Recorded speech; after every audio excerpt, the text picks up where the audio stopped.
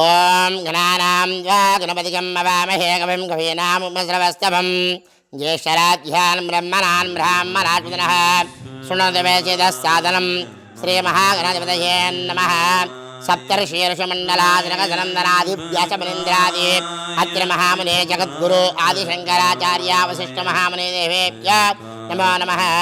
శ్రీ అర్ధనారీశ్వర స్వరూపాయ అన్నపూర్ణాజిత కాశీ విశ్వేశ్వరాయ స్వయంభూ సుబ్రహ్మణ్యేశ్వర స్వామినే నమో నమః.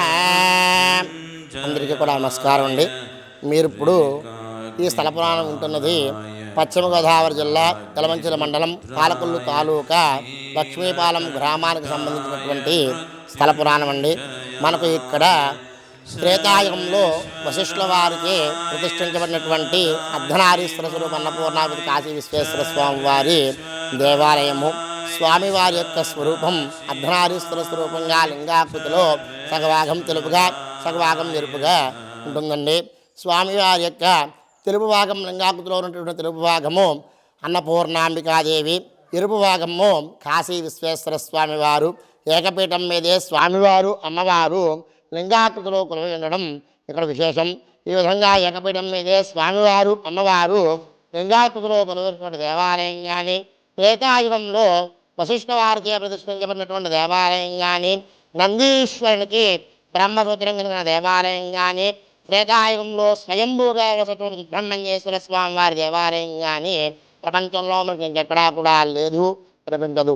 అలాగే మనకు ఇక్కడ గోదావరి కూడా తూర్పు నుంచి పడమరకు, పడమర నుంచి తూర్పుకు రెండు విధాలుగా కూడా ఇక్కడ గోదావరి ప్రవహిస్తుంది.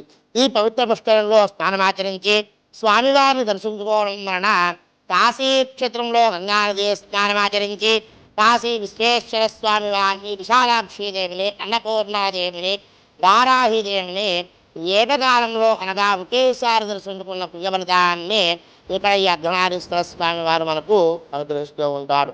అలాగే మనకు ఇక్కడ ఎందరో సాధువులు, సన్యాసులు, సప్తఋషులు, వేదవ్యాసుల వారు, వశిష్ఠ వారు తపస్సు చేసినటువంటి పరమ పవిత్రమైన పుణ్యభూమి ఈ యొక్క భూమి. అలాగే ఇక్కడ సుబ్రహ్మణ్యేశ్వర స్వామి వారు కూడా త్రేతాయుగంలో స్వయంభూగా ఉన్నటువంటి స్వామి సుబ్రహ్మణ్యేశ్వర స్వామి వారు.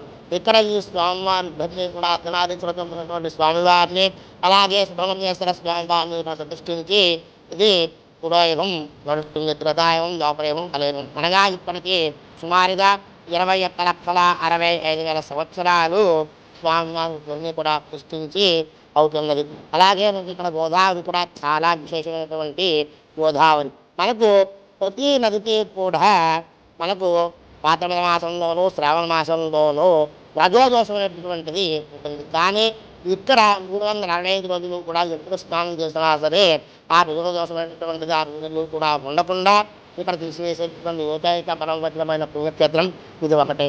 అలాగే మనకు ఇక్కడ సుబ్రహ్మణ్యేశ్వర స్వామి వారు, అర్ధనారీశ్వర స్వామి వారు కూడా ఎంతో మహత్యాన్ని చూపించేటువంటి స్వామివారు. ఇక్కడ ఏ కార్యమైనా సరే ఎత్తుకున్నట్లయితే కనుక స్వామివారు తప్పకుండా నెరవేర్చేటువంటి స్వామివారు, ఎంతో సత్యం గల స్వామివారి గురువు కూడాను. మనకు ఇక్కడ వివాహం కాని వారికి వివాహం ఎంతోమందికి అయినాయి. అలాగే ఇక్కడ ఉద్యోగం రాలేదని చెప్పని ఎవరైనా వచ్చి అభిషేకం చేసినట్లయితే కనుక ఉద్యోగం రావడము, సంతానం కలిగిన వారికి ఎవరైనా కనుక సంతానానికి ఇబ్బంది పడితే ఉద్యోగము, సంతానము, కళ్యాణము అన్నీ కూడా ఇక్కడ అభిషేకం చేయించుకున్నట్లయితే కనుక స్వామివారిని దర్శించుకున్నట్లయితే కనుక ఖచ్చితంగా ఇవన్నీ కూడా నెరవేరుతాయి. అలాగే ఆర్థిక ఇబ్బందులతో ఏదైనా సమస్యలతో ఇబ్బంది పడుతున్న వారు స్వామివారిని దర్శించుకుని అభిషేకం చేయించుకున్నట్లయితే కనుక త్వరితగతిన ఆ యొక్క సమస్య నుండి బయటపడడం కూడా చాలామందికి ఇక్కడ జరిగినటువంటి పదార్థ విషయాలు కోకలలుగా ఉండడం జరిగింది. నా పేరు పేకేటి మణికంఠ శర్మ. ఇక్కడ ప్రధాన అతిథిగా మేము నిర్వహించడం జరుగుతున్నది.